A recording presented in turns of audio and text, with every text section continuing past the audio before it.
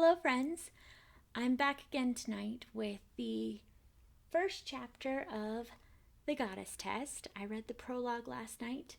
Don't mind me if I end up stuttering a little bit. Sometimes it just happens.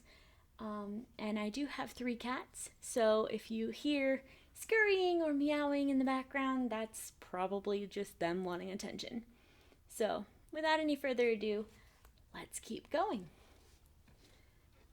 Chapter 1, Eden. I spent my 18th birthday driving from New York City to Eden, Michigan, so my mother could die in the town where she was born. 954 miles of asphalt. Knowing every sign we passed brought me closer to what would undoubtedly be the worst day of my life. As far as birthdays go, I wouldn't recommend it. I drove the whole way. My mother was too sick to stay awake for very long, let alone drive, but I didn't mind. It took 2 days. And an hour after we'd crossed the bridge to the upper peninsula of Michigan, she looked exhausted and stiff from being in the car for so long. And if I never saw a stretch of open road again, it'd be too soon. Kate, turn off here. I gave my mother a funny look, but turned my blinker on anyhow. We're not supposed to exit the freeway for another 3 miles. I know. I want you to see something. Sighing inwardly, I did as she said. She was already on borrowed time, and the chances of her having an extra day to see it later were slim. There were pine trees everywhere, tall and looming. I saw no signs, no mile markers, nothing but trees and dirt road.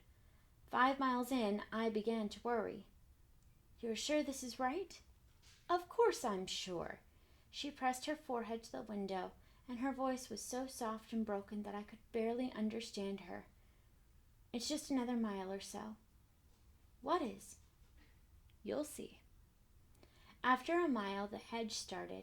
It stretched down the side of the road so high and thick that seeing what was on the other side was impossible, and it must have been another 2 miles before it veered off at a right angle, forming some kind of boundary line.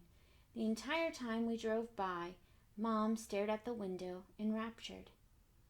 This is it? I didn't mean to sound bitter, but Mom didn't seem to notice.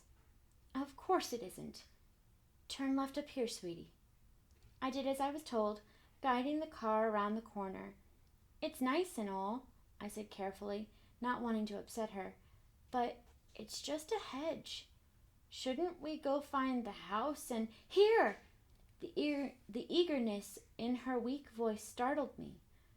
Right up here. Craning my neck, I saw what she was talking about. Set in the middle of the hedge was a black wrought iron gate, and the closer we got to it, the bigger it seemed to grow. It wasn't just me. The gate was monstrous. It wasn't there to look pretty. It was there to scare the living daylights out of anyone who thought about opening it. I slowed to a stop in front of it, trying to look between the bars, but all I could see were more trees. The land seemed to dip in the distance, but no matter how I craned my neck, I couldn't see what lay beyond it. Isn't it beautiful? Her voice was airy, almost light, and for a moment she sounded like her old self. I felt her hand slip into mine, and I squeezed hers as much as I dared. It's the entrance to Eden Manor. It looks big, I said, mustering up as much enthusiasm as I could. I wasn't very successful. Have you ever been inside? It was an innocent question, but the look she gave me made me feel like the answer was so obvious that even though I'd never heard of this place, I should have known. A moment later she blinked, and the look was gone. Not in a very long time, she said hollowly, and I bit my lip, regretting whatever it was I'd done to break the magic for her. I'm sorry, Kate. I just wanted to see it. We should keep going. She let go of my hand, and I was suddenly keenly aware of how cool the air was against my palm. As I pressed the accelerator, I slipped my hand back into hers, not wanting to let go.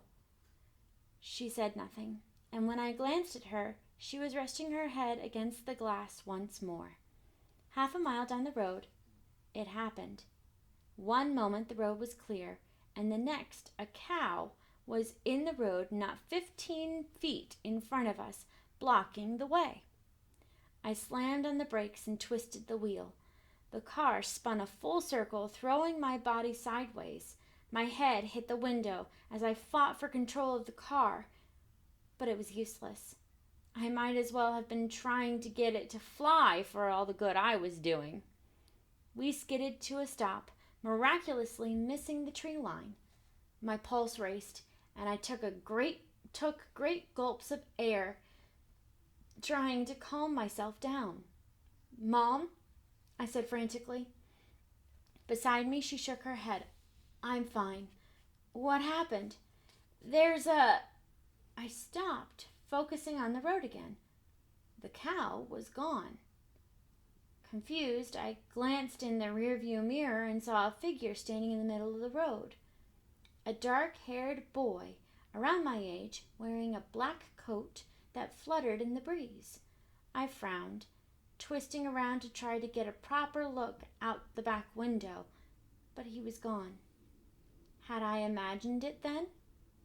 I winced and rubbed my sore head. Hadn't imagined that part. "Nothing," I said shakily.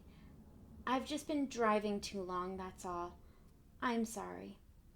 As I cautiously urged the car forward, I looked in the rearview mirror one last time.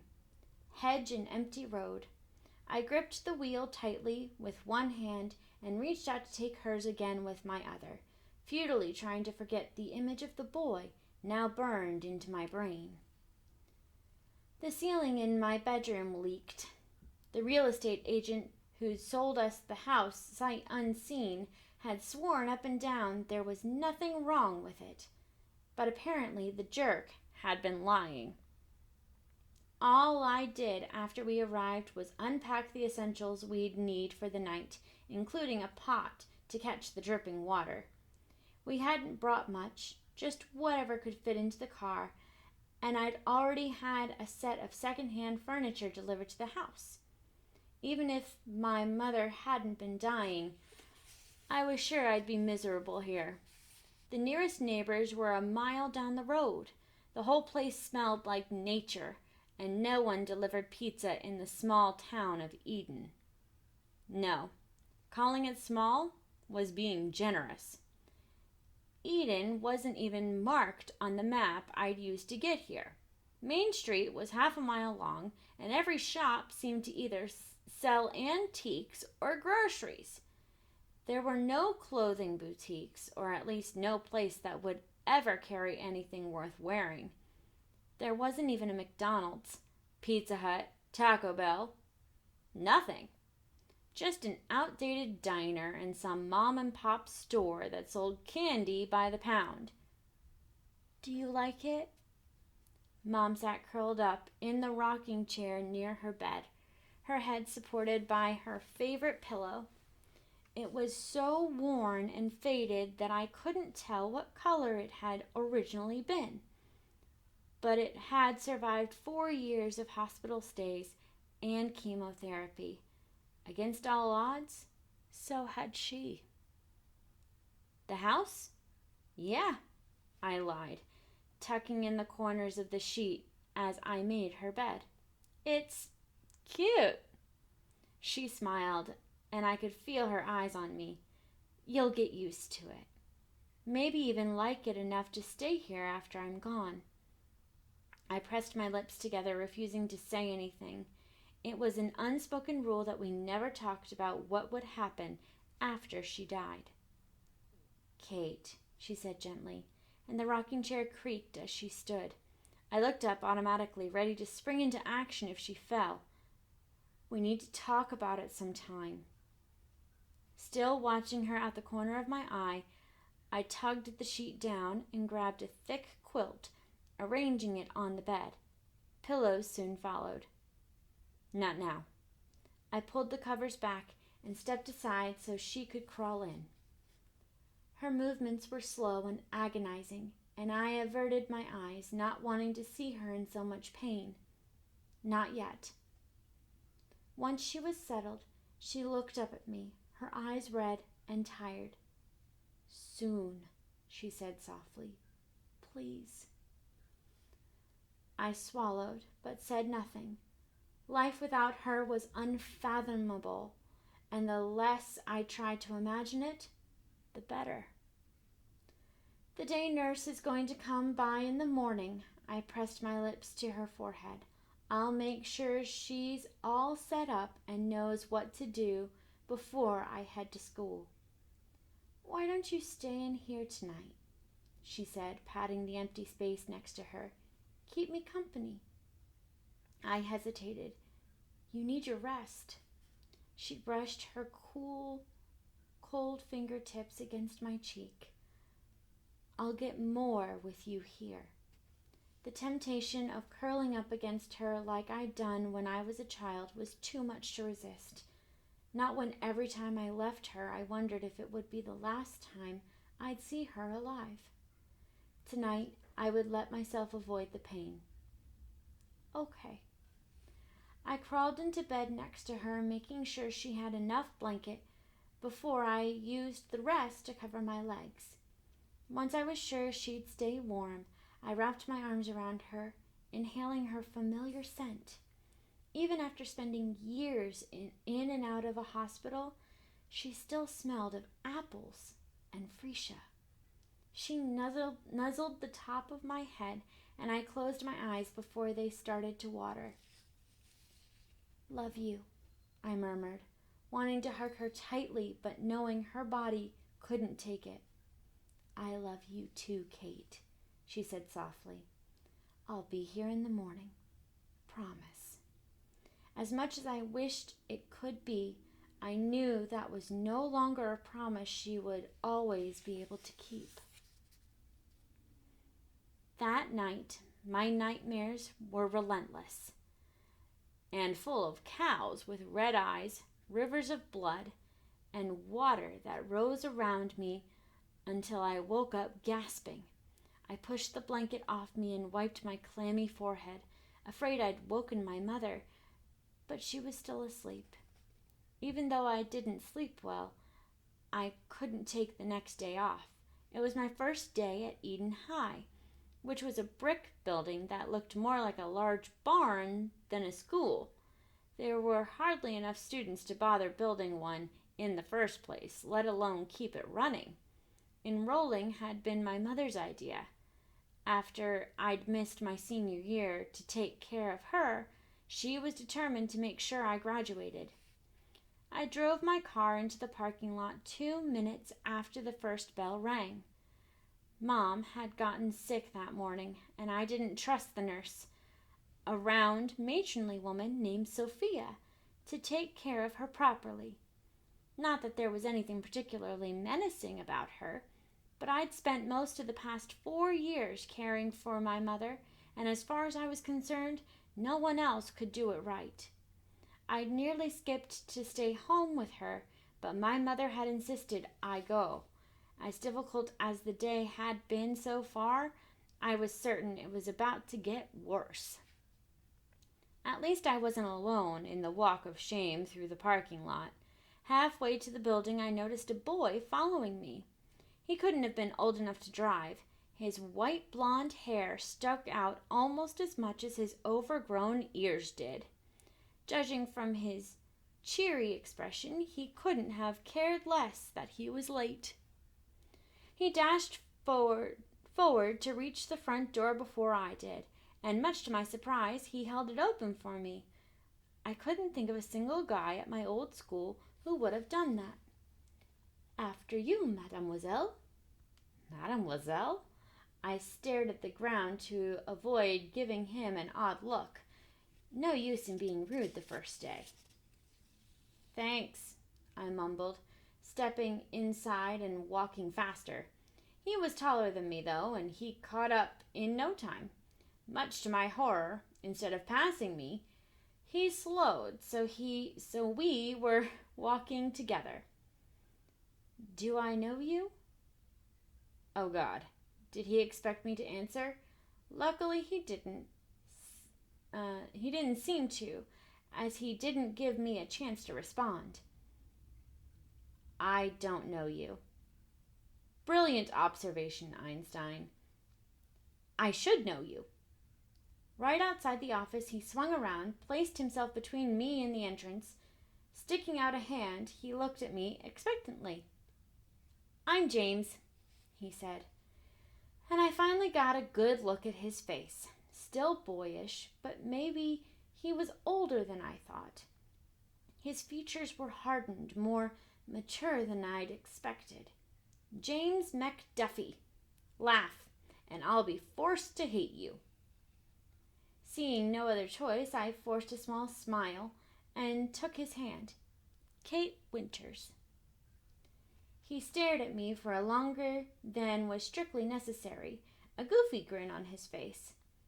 As the seconds ticked by, I stood there, shifting uncomfortably from one foot to the other, and finally I cleared my throat. Could you maybe... What? Oh! James dropped his hand and opened the door, once again holding it open for me. After you, Kate Winters. I stepped inside, drawing my messenger bag closer. Inside the office was a woman dressed head to toe in blue, with sleek auburn hair I'd have given my right foot to have. Hi, I'm Kate Winters, interrupted James, falling into place next to me. I don't know her. The receptionist managed to simultaneously sigh and laugh. What is it this time, James? Flat tire, he grinned. Changed it myself. She scribbled on a pink pad of paper, then tore off the sheet and handed it to him. You walk. Do I? His grin widened. You know, Irene, if you keep doubting me like this, I'm going to start thinking you don't like me anymore. Same time tomorrow? She chuckled, and finally James disappeared. I refused to watch him go, instead staring down at an announcement taped to the corner. Apparently, picture day was in 3 weeks. Kate Winters, said the woman. Irene, once the office door closed. I've been expecting you. She busied herself looking through a file, and I stood there awkwardly, wishing there was something to say. I wasn't much of a talker, but I could at least carry on a conversation. Sometimes. You have a pretty name.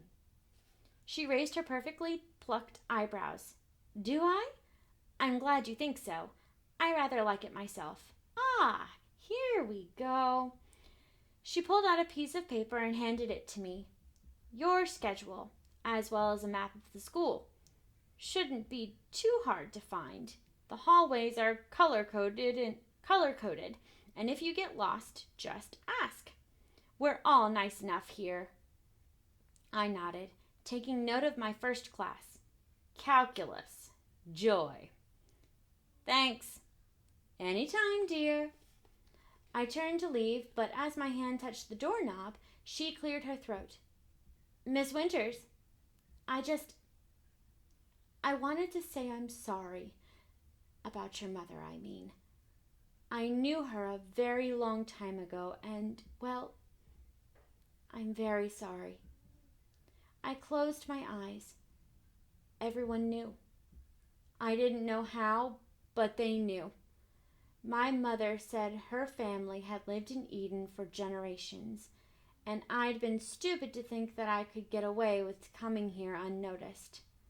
Blinking back tears, I turned the knob and hurried out of the office, keeping my head down in hopes that James wouldn't try to talk to me again. Just as I turned the corner, I ran directly into what felt like a wall. I stumbled to the ground, the contents of my bag spilling out everywhere. My cheeks burned, and I tried to collect my things as I mumbled an apology. Are you okay? I looked up. The human wall stared down at me, and I found myself face to face with a varsity football jacket. Apparently, James and I weren't the only ones running late this morning. I'm Dylan. He knelt down next to me, offering me a hand. I only took it long enough to sit up. Kate, I said. He handed me my notebooks, and I snatched them from him, shoving them back into my bag. 2 textbooks and 5 folders later, I stood and brushed off my jeans. That was when I noticed that he was cute. Not just in Eden, but cute by New York standards, too. Even so, there was something about the way he looked at me that made me want to pull away. Before I could do just that, a pretty blonde girl attached herself to his side and gave me a once-over. She might have been smiling, but with the way she was leaning against him and clutching his arm, she might as well have peed on him. He was clearly marked territory. "Who's your friend, Dylan?" she said, tightening her grip. Dylan looked at her blankly, and it took him a moment before he wrapped his arm around her. Kate. She's new." Her fake smile grew, and she stuck out her hand. "Kate, I'm Ava. I've heard so much about you. My father, he's a real estate agent, told me all about you and your mom. At least now I had someone to blame for the leak in my room." "Hi, Ava," I said, biting the bullet and taking her hand. "It's nice to meet you." Everything about the way she looked at me screamed she wanted nothing more than to take me out into the woods and bury me alive. "It's a pleasure to meet you, too." "What's your first class?" said Dylan, craning his neck to look at my schedule. "Calculus. We can show you where that is, if you'd like." I opened my mouth to object, figuring there was no reason to tempt fate more than I already was by continuing the conversation now that Ava was there. But before I could say a word, he took me by the elbow and paraded me down the hall. I looked at Ava, about to apologize for hijacking her boyfriend, but when I saw the flush of red on her cheeks and the clench of her delicate jaw, the words died from the tip of my tongue. Maybe my mother would outlive me after all. And that, dear friends, is the end of chapter 1. I hope you've enjoyed chapter 1 of The Goddess Test. I know I have. I love this book series. Next time we'll read chapter 2. So I hope all of you have a great night, and I will see you all again soon.